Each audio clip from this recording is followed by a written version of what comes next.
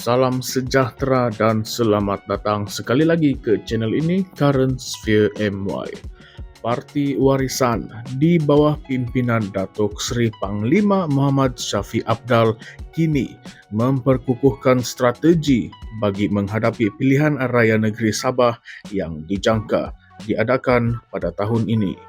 Dalam satu kenyataan kepada media semasa program sambutan Tahun Baru Cina di Gayak Street, Shafie menegaskan bahawa parti tersebut akan bertanding hanya di kerusi-kerusi yang mempunyai peluang tinggi untuk menang. Langkah ini menurutnya adalah penting bagi memastikan keberkesanan usaha parti untuk kembali membentuk kerajaan negeri. Shafie berkata bahawa Warisan akan mengumumkan jumlah kerusi yang akan ditandingi apabila tiba masanya, namun beliau menekankan bahawa fokus utama adalah pada kerusi yang mampu dimenangi. Baginya tiada gunanya membazirkan masa dan tenaga di kawasan yang tiada harapan untuk menang. Beliau turut menegaskan bahawa matlamat utama Warisan tetap jelas, iaitu untuk mengambil alih pemerintahan Sabah dengan bilangan kerusi yang mencukupi bagi membentuk sebuah kerajaan yang stabil dan kukuh. Menurut Shafie, kejayaan ini hanya boleh dicapai jika parti menumpukan usaha mereka pada kawasan-kawasan strategik yang benar-benar memberikan peluang kemenangan. Selain itu, Shafie turut menekankan bahawa Warisan tidak akan sesekali meletakkan calon yang tidak selaras dengan dasar dan prinsip parti. Beliau mengkritik amalan di mana sesetengah individu yang dilantik sebagai wakil rakyat akhirnya mengejar jawatan menteri atau projek tertentu. Apabila permintaan mereka tidak dipenuhi, individu-individu ini cenderung melompat parti demi kepentingan peribadi. Baginya, budaya ini tidak hanya merosakkan kestabilan politik tetapi juga mencemarkan amanah yang telah diberikan oleh rakyat kepada mereka. Oleh itu, pemilihan calon warisan akan dilakukan dengan teliti untuk memastikan hanya individu yang benar-benar berintegriti dan komited kepada perjuangan parti yang akan dipilih. Ketika diminta mengulas mengenai peluang Warisan untuk memenangi hati pengundi di kawasan majoriti Cina seperti Api-Api, Kepayan, Likas, Karamunting, Elopura, dan Sri Tanjung, Shafie menyuarakan keyakinannya bahawa pengundi Cina di kawasan tersebut semakin matang dalam menentukan pemimpin mereka. Beliau percaya bahawa rakyat kini lebih fokus kepada isu-isu yang berkaitan rapat dengan kehidupan seharian mereka, seperti peluang pekerjaan, pembangunan perniagaan, dan keperluan asas berbanding dengan siapa calon yang bertanding. Menurutnya, pengundi mahukan perubahan yang nyata dan relevan dengan keadaan semasa. Shafie turut menegaskan bahawa Parti Warisan telah menyediakan pelan strategik yang jelas untuk pembangunan Sabah.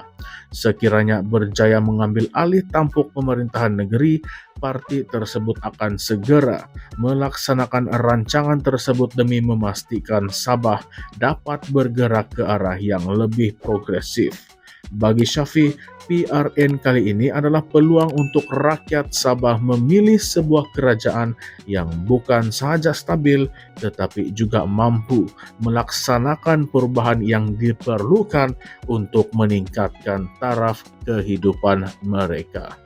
Melihat kepada keputusan PRN Sabah pada tahun 2020, di mana Warisan bertanding di hampir ke semua kerusi tetapi gagal mengekalkan kerajaan negeri, langkah untuk menumpukan hanya kepada kerusi yang boleh menang ataupun winnable dilihat sebagai satu strategi yang lebih pragmatik.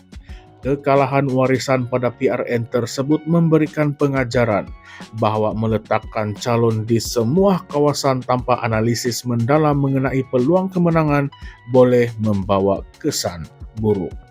Langkah baru ini mencerminkan pendekatan yang lebih realistik dan terancang. Namun, kritikan terhadap warisan tidak dapat dielakkan. Isu lompat parti yang pernah merugikan parti itu sendiri apabila beberapa adunnya menyertai gabungan rakyat Sabah GRS menjadi persoalan besar dalam politik Sabah. Walaupun Syafi lantang mengkritik fenomena ini, sesetengah pihak mempersoalkan sejauh mana warisan benar-benar mengambil langkah serius untuk menghalang budaya ini daripada terus berlaku. Dalam konteks politik Malaysia, lompat parti bukan sahaja memberikan kesan negatif kepada kestabilan kerajaan, tetapi juga mencetuskan kekecewaan dalam kalangan pengundi yang merasa amanah mereka dikhianati. Warisan turut menghadapi cabaran besar dalam mengekalkan sokongan pengundi Cina, khususnya di kawasan bandar.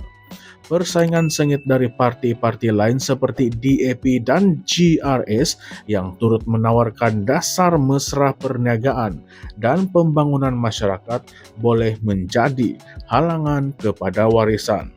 Selain itu, warisan juga perlu meyakinkan pengundi bahwa mereka mampu menjadi alternatif yang lebih baik berbanding gabungan sedia ada.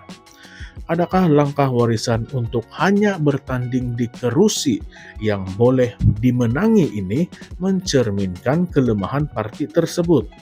Sesetengah pihak mungkin melihatnya sebagai pengakuan bahwa pengaruh warisan semakin merosot sejak kekalahan mereka di PRN yang lalu.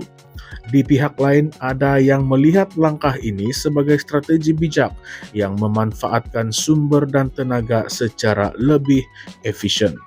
Dalam konteks pengundi Cina, keyakinan Syafi bahwa mereka akan menyokong warisan mungkin dilihat sebagai optimisme yang berlebihan. Hakikatnya, pengundi Cina sering dianggap sebagai kumpulan yang sangat pragmatik dan kritikal dalam membuat pilihan. Sokongan mereka akan bergantung kepada sejauh mana warisan mampu memberikan tawaran dasar yang benar-benar memenuhi keperluan mereka, khususnya dalam isu ekonomi dan perniagaan. Selain itu, hubungan antara warisan dengan parti-parti lain di Sabah juga menjadi persoalan penting. Dalam situasi politik yang semakin kompleks, adakah warisan mampu bergerak sendirian atau perlu mencari rakan sekutu baru untuk mengukuhkan peluang mereka? Keadaan ini menimbulkan spekulasi mengenai potensi kerjasama politik antara warisan dengan parti-parti lain yang mungkin membawa keuntungan kepada kedua-dua pihak. Apa yang pasti, PRN Sabah kali ini akan menjadi medan pertempuran politik yang sengit. Gabungan rakyat Sabah yang kini menguasai kerajaan negeri pastinya tidak akan melepaskan kedudukan mereka dengan mudah. Sebagai parti pembangkang yang pernah memerintah Sabah, warisan perlu menghadapi cabaran besar untuk meyakinkan rakyat bahwa mereka masih relevan dan mampu membawa perubahan. Apa pandangan Anda mengenai strategi terbaru Parti Warisan? Adakah langkah ini cukup untuk mengembalikan pengaruh mereka dalam politik Sabah, atau adakah ini hanya sekadar strategi survival yang tidak akan membawa kesan besar? Bagaimana pula dengan isu lompat parti yang masih menjadi barah dalam politik Malaysia? Adakah ia akan terus menghantui warisan dan parti-parti lain? Kongsikan pandangan Anda di ruangan komen di bawah dan jangan lupa untuk like, share, dan subscribe ke channel ini Current Sphere MY untuk mengikuti analisis terkini politik Malaysia. Kami akan terus membawa isu-isu panas yang relevan dan membuka ruang untuk Anda berpikir lebih kritikal mengenai masa depan politik negara kita. Sekian sahaja untuk video kali ini. Terima kasih semua.